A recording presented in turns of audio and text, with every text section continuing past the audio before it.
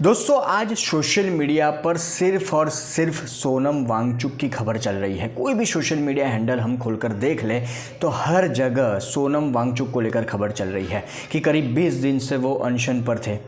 फिर दिल्ली के जंतर मंतर से उनको उठा लिया जाता है या जबरन अस्पताल भेज दिया जाता है। अब दो तरह के लोग सोशल मीडिया पर देखे जा सकते हैं।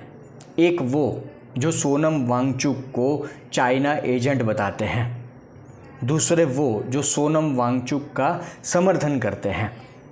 अब लॉजिकली देखा जाए, देखिए मैं खुद बीजेपी में हूँ, फिर भी लॉजिकली देखा जाए कि सोनम वांगचुक अगर चाइना एजेंट है तो लोगों का ये कहना है, लोगों का ये मानना है कि अगर वो चाइना एजेंट है, चाइना के लिए काम करते हैं या सोरोस के लिए काम करते हैं, उसके फंडिंग से काम करते हैं, देश विरोधी बातें करते हैं या देश विरोधी काम करते हैं, तो उनके ऊपर एक्शन लिया जाए, उनको गिरफ्तार किया जाए, उनके खिलाफ सबूत इकट्ठे किए जाए। पर आज सोनम वांगचुक जिस बात को लेकर अनशन कर रहे हैं, पिछले 20 दिन से जो हम देख रहे हैं लगातार, वो मामला था देश के युवाओं का, देश के बच्चों का। चलिए 2 मिनट के लिए मान लेते हैं कि अरविंद केजरीवाल जैसे अनशन पर वो बैठे थे या अरविंद केजरीवाल की जिस तरह की राजनीति थी उस तरह की राजनीति मतलब वो कर रहे थे, उसके साथ कंपेयर कर रहे थे लोग। पर बात यहाँ पर यह है कि अगर वो राजनीति भी कर रहे थे तो देश के युवाओं के लिए कर रहे थे, देश के बच्चों के लिए कर रहे थे। कि हमने देखा पिछले वक्त में कि नीट का पेपर लीक हुआ, और नीट का पेपर लीक हुआ नहीं हुआ वो बात को 2 मिनट के लिए बाजू पर रख देते हैं। पर इतना तो कंफर्म है हमारे देश में कि हमारे देश में जो एजुकेशन सिस्टम है उसकी पूरी तरह से वाट लगी हुई है, पूरी तरह से। तो अगर धर्मेंद्र प्रधान जो शिक्षा मंत्री है उनका इस्तीफ़ा मांगा जाता है, अगर वो पूरी तरह से एजुकेशन सिस्टम को लेकर नाकाम है, तो इसमें गलत क्या है। मैं खुद भी अपने वीडियो के माध्यम से कई बार ये बात कर चुका हूँ कि धर्मेंद्र प्रधान को इस्तीफ़ा दे देना चाहिए। क्या फ़र्क पड़ता है, सरकार में एक व्यक्ति, एक मंत्री अगर इस्तीफ़ा दे देता है, उसकी जगह किसी और को बिठा दीजिए, क्या फ़र्क पड़ता है। पर आज जो लोग सोनम वांगचुक का समर्थन कर रहे हैं वो ये कह रहे हैं कि मोदी सरकार तानाशाही कर रही है, मोदी सरकार हिटलर शाही कर रही है, आज देश में बोलने की आज़ादी नहीं है। पहले मैं मोदी सरकार का समर्थन करता था इस बात को लेकर कि ये सारी बकवास बातें हैं कि बोलने की आज़ादी नहीं है, फलाना ढिमका। पर मुझे याद है कि हाल ही में मेरे साथ जो हुआ कि मैंने भी इसी तरह से कुछ वक्त के लिए मोदी सरकार के ऊपर प्रश्नार्थ चिन्ह लगाए।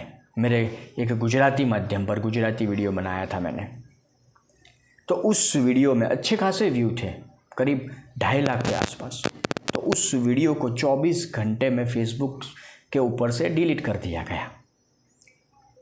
तो मुझे एहसास हुआ कि नहीं, जो लोग कह रहे हैं हमारे देश में कि बोलने की आज़ादी नहीं है, अगर आपने सरकार के खिलाफ कुछ भी बोला तो आपकी आवाज़ को दबा दिया जाएगा, आपका वीडियो डिलीट हो जाएगा।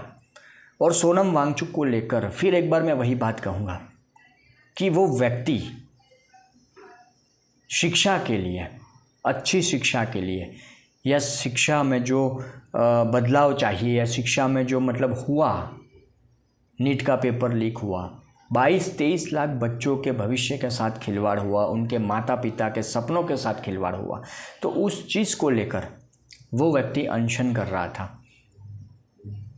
उसको आप राजनीतिक तरीके से भी देख सकते हैं, कोई बात नहीं, पर उसका इंटेंशन यही था कि शिक्षा को लेकर, देश के युवाओं को लेकर, देश के बच्चों को लेकर वो अनशन कर रहा था या अनशन कर रहा है। फिर भी अगर देश में सरकार तानाशाही करती है, हिटलरशाही करती है, तो ये शर्मनाक है। बीजेपी में होने के बावजूद भी मैं ये बात कर रहा हूँ। आप भी अपनी राय मुझे कमेंट बॉक्स में ज़रूर दें कि सोनम वांगचुक जो कर रहे हैं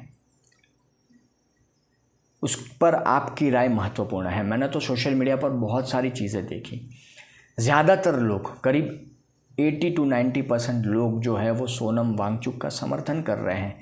उनकी यही सोच है, जिस तरह की बातें मैं कर रहा हूँ, कि वो व्यक्ति अगर शिक्षा को लेकर अनशन कर रहा है, धर्मेंद्र प्रधान जो पूरी तरह से नाकाम है, उनका इस्तीफ़ा मांग रहा है, तो उसमें गलत क्या है। आप भी अपनी राय मुझे कमेंट बॉक्स में ज़रूर दें।